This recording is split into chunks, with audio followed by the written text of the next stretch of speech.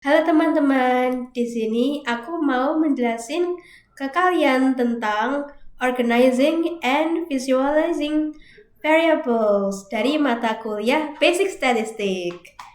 Pertama, kita akan mengajarin tentang categorizing categorical variables. Jadi, ada dua cara untuk mengatur variabel berdasarkan kategorinya. Pertama, ada summary table. Summary table berfungsi untuk menghitung kumpulan nilai sebagai frekuensi untuk setiap kategori. Dengan summary table, kita dapat melihat perbedaan kategori dengan menunjukkan frekuensi dari item-item di kolom terpisah. Cara berikutnya adalah contingency table.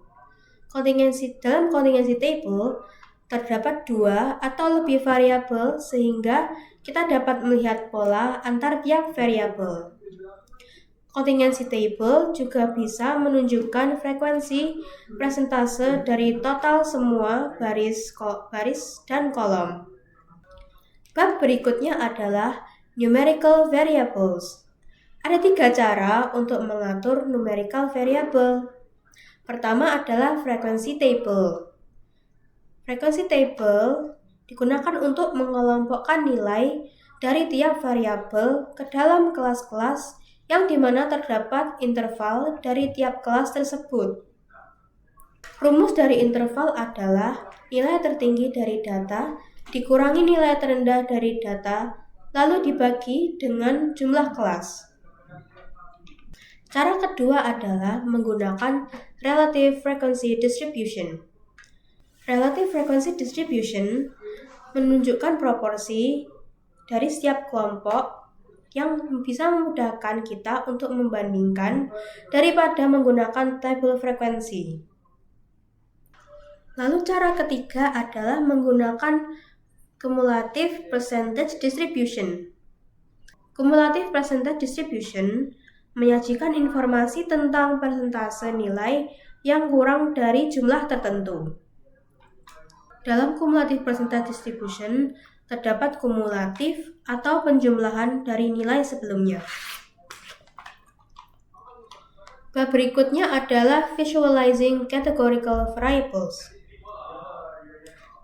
Dalam visualizing categorical variables, ada tiga cara. Pertama ada bar chart. Bar chart memperlihatkan categorical variable dengan batang, yang tiap batangnya mempresentasikan satu kategori. Panjang batang mempresentasikan frekuensi atau persentase. Kedua adalah pie chart dan donut chart. Pie chart atau donut chart menggunakan bagian dari lingkaran untuk mempresentasikan tiap kategori. Perbedaannya dalam pie chart itu tanpa bolongan. Sedangkan donut chart terdapat celah atau bolongan di tengahnya. Cara menentukan bagian dengan mengalihkan persentase dari kategori dengan 360 derajat. Ketiga adalah Pareto chart. Dalam Pareto chart, tiap kategori ditunjukkan dengan batang vertikal dengan urutan yang menurun menurut frekuensi, lalu dikombinasikan dengan garis persentase kumulatif pada bagian yang sama. Bab berikutnya adalah visualizing two categorical variables. Untuk memvisualisasikan dua categorical variable, ada dua cara. Pertama dengan the side-by-side chart. The side-by-side chart memperlihatkan dua categorical variable dengan menunjukkan batang yang mempresentasikan kategori dari satu set variabel yang dikelompokkan berdasarkan variabel kedua. Lalu berikutnya ada the donut chart. Dalam the donut chart, saat menunjukkan dua variabel berbentuk sebagai dua cincin konsentris yang satu di dalam yang lain. Tiap cincin tersebut berisi satu kategori variabel. Bab berikutnya adalah visualizing numerical variables. Dalam visualizing numerical variables, terdapat 4 cara. Yang pertama adalah stem and leaf display. Dalam stem and leaf display, jika angka di depan koma ada yang kembar, maka angka di belakang koma disusun berurutan dari yang kecil hingga ke yang besar. Cara kedua adalah histogram. Histogram dipresentasikan dengan batang vertikal dengan sumbu X sebagai variabel numerikal dan sumbu Y sebagai frekuensi atau persentase dari interval kelas. Yang ketiga adalah percentage polygon. Percentage polygon menggunakan titik tengah dari tiap kelas interval untuk mempresentasikan data dari tiap kelas dan segaris dengan sumbu X. Cara keempat adalah cumulative percentage polygon atau OGIF. Cumulative percentage polygon atau OGIF hampir sama seperti percentage polygon, tetapi data tiap kelas diwakili dengan batas bawah. Bab berikutnya adalah visualizing two numerical variables. Ada 2 cara dalam visualizing two numerical variables. Yang pertama adalah scatter plot. Scatter plot menyelidiki kemungkinan hubungan antara 2 variabel numerikal dengan nilai variabel pertama di sumbu X dan variabel kedua di sumbu Y. Cara kedua adalah time series plot. Time series plot menunjukkan variabel numerikal di sumbu Y dan time period di sumbu X untuk membantu melihat tren yang terjadi pada waktu itu. Kemudian kita akan masuk ke sesi Excel Guide. Oke, kali ini kita mulai di sesi Excel Guide. Di Excel Guide kali ini aku mau kasih tahu kalian cara membuat chart atau grafik di Excel. Yang pertama kita akan membuat histogram ya. Yang pertama kita perlukan datanya. Misalnya ini ya. Ini adalah cost of meal ya. Cost of meals. Nah, gampang banget cara bikin grafik itu. Kita blok dulu data yang udah kita masukin.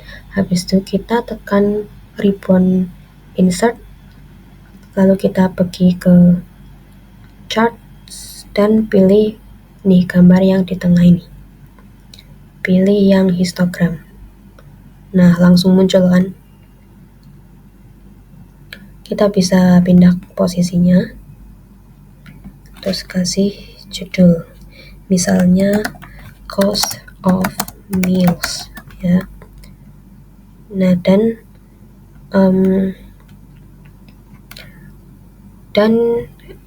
ketelitian dari data ini bisa kita edit nih dengan caranya kita tekan bagian horizontal axis ini, klik kanan, lalu ke format axis.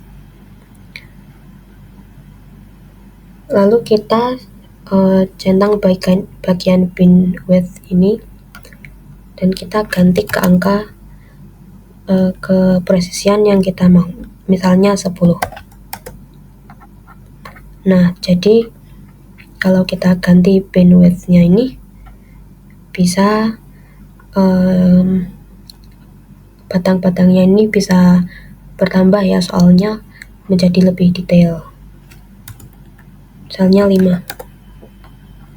Nah, kalau aku kan masukin bin width-nya 5. Ini histogramnya menjadi lebih detail dan batangnya jadi juga lebih banyak. Oke. Selanjutnya kita akan membuat pie chart.